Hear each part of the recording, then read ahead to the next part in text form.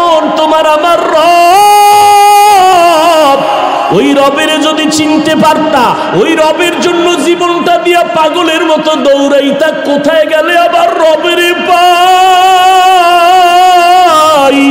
ওই রবের সাথে মোলাকাতের জন্য পাগল পারা হয়ে যাইতা। তোমার মধ্যে রবের পরিচয় তেমন নাই, এই জন্য তোমার সিনার মধ্যে আগুন জ্বলে না। আর যেই বান্দার মধ্যে রবের পরিচয় একবার ঢুকলো, ওর সিনার মধ্যে রব পাওয়ার জন্য একটা জ্বলন তৈরি হয়ে গেছে। ও পাগলের মতো দৌড়ায়, কোথায় গেলে রবেরে পাবে। মসজিদের আওয়াজ পাইলে মসজিদে যায়, আলেম ওলামার কথা শুনলে সেখানে দৌড়ায়, একটুনি রবের কথা শুনতে পারি। আমার রব, আমার রবের তো কোনো আকার নাই, কোনো আকৃতি নাই, কোনো লাহান নাই। হিচে কাসদার মুলকেউ আম্বাজ নেই, কৌলে উরা লাহনে নেই, আওয়াজ নেই। হিচে কাসদার মুলকেউ আম্বাজ নেই, কৌলে উরা লাহনে নেই, আওয়াজ নেই। আল্লাহর কোনো লাহান নাই, কোনো আওয়াজ নাই, কোনো আকার নাই, কোনো আকৃতি নাই। তো আল্লাহরে কেমনে চিনবা? রবের সাথে মোলাকাত এই জমিনের মধ্যে হবে না। তো রবের জন্য যদি পাগল হও, ওই রবের মোহাব্বতটা যদি অন্তরে ঢুকাইতে চাও, রবের দুনিয়ায় দেখতে পারবা না। তো রবের কিছু নিদর্শন আছে, এগুলো তুমি দেখো আর কলিজারে ঠান্ডা বানাও।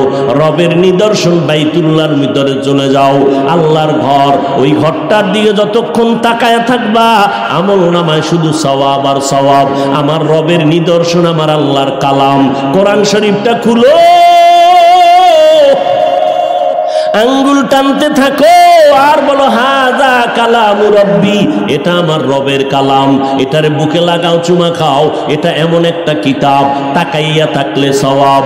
এই কোরআন ধরবা সওয়াব, এই কোরআন পড়বা সওয়াব, এই কোরআনের আওয়াজ শুনবা তাতেও সওয়াব। এই কোরআনটা সিনায় লাগাবা, বরকত হয়ে যাবে। এই কোরআনের কারণে ঘরটা বরকতপূর্ণ হবে। আপনাদের আশেপাশে বিল্ডিং এর অভাব নাই, তবে একটা বিল্ডিং এর ওই পরিমাণ সম্মান নাই কোরআনের মাদ্রাসার ঘরটার যেই পরিমাণ সম্মান।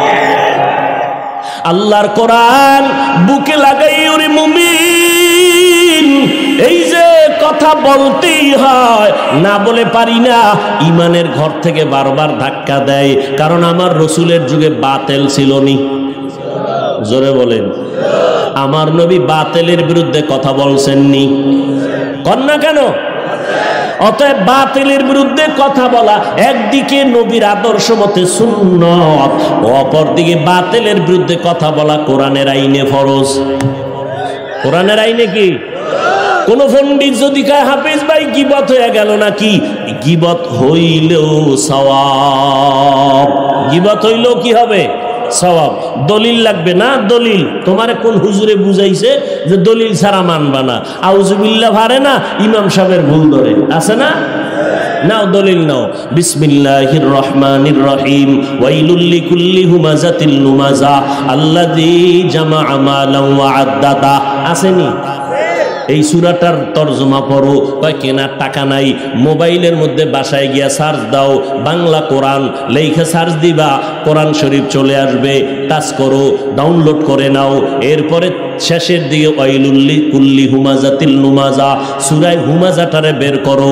এরপরে তুমি দেখবা, ব্যাখ্যা পড়তে থাকো। ওই সূরার মধ্যে বিস্তারিত লেখা আছে কোন কোন কারণে গীবত করা হারাম, কোন কোন কারণে গীবত করা ওয়াজিব, না করলে গুনাহ হবে। ইসলামের ব্যানার লাগাইয়া যারা উম্মতের ঈমান চুরি করে ধোঁকা দেয়, এদের বিরুদ্ধে কথা বলা গীবত হলেও সওয়াব। हकीकत से तू दुनिया बेखबर है, दुनिया की नुमाइश पर नजर है।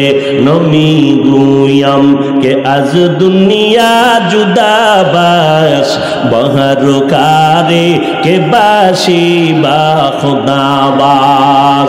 আল্লাহ কয় নিজের দিকে নজর করো, দেখবা রবের পরিচয় চলে আসবে। তাকাইয়া দেখছেন নি পাবনার মানুষ?